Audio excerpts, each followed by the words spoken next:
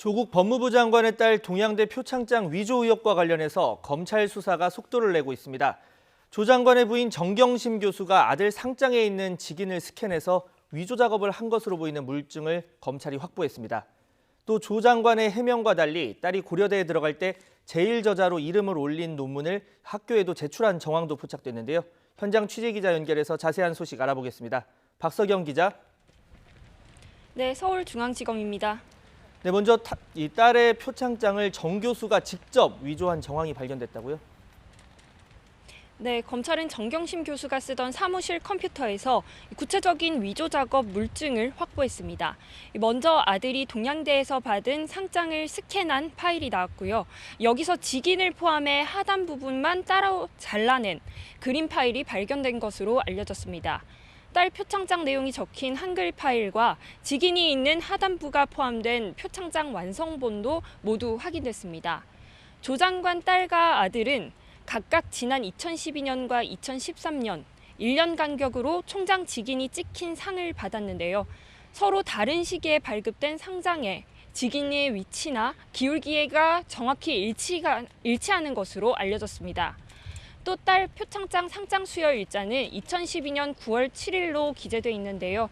위조가 의심되는 딸 표창장 파일이 생성된 시점은 아들이 상장을 받은 이후인 2013년으로 파악됐습니다. 이 시기는 정 교수의 딸이 서울대 의학전문대학원 입시를 준비하던 때인 것으로 검찰은 보고 있습니다.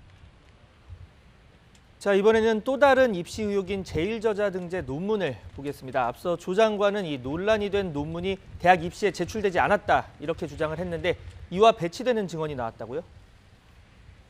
네, 검찰은 앞서 조 장관 딸이 고려대에 지원했을 당시 입학사정관을 지낸 교수를 불러 조사했습니다. 해당 교수는 조 씨의 제1저자 논문이 당락에 영향을 미쳤다고 진술한 것으로 전해졌습니다. 검찰은 고려대 압수수색을 통해 입학 당시 제출받은 서류 목록표를 확보했는데요.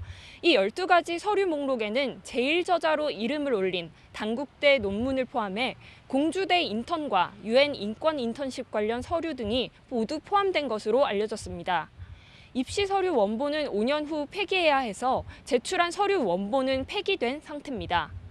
검찰은 그제 조 장관 가족 가운데 처음으로 딸 조 씨를 비공개 소환해 고등학교와 대학교 재학 시절, 입시 준비 등에 대해 캐물었습니다. 자, 지금 검찰은 이 해외로 도피했던 핵심 인물 가운데 마지막으로 남아 있었던 전 WFM 대표까지 조사를 하면서 이 가족 펀드 의혹에도 속도를 내고 있죠. 네, 어제 전 WFM 대표인 우모 씨가 자진 귀국해 조사를 받았는데요. 우 전 대표는 지난 2017년 조 장관 오촌 조카가 실질 운영한 코링크의 영어 교육 업체 WFM 지분을 팔았습니다. WFM 최대 주주가 된 코링크는 생뚱맞게 WFM에서 2차 전지 사업을 시작했습니다. 또 정경심 교수는 WFM에서 지난해 12월부터 7달 동안 모두 1,400만 원을 받았습니다. 정 교수 측은 영어 교육 자문료였다고 주장했습니다. 하지만 검찰은 이 돈이 사모펀드 투자에 대한 이자일 가능성이 있다고 보고 실제 정 교수가 운영에 관여한 부분이 있는지도 확인하고 있습니다. 검찰 조사를 앞두고 해외로 도피성 출국을 했던 사모펀드 관계자 4명이 이제 모두 조사를 받았습니다.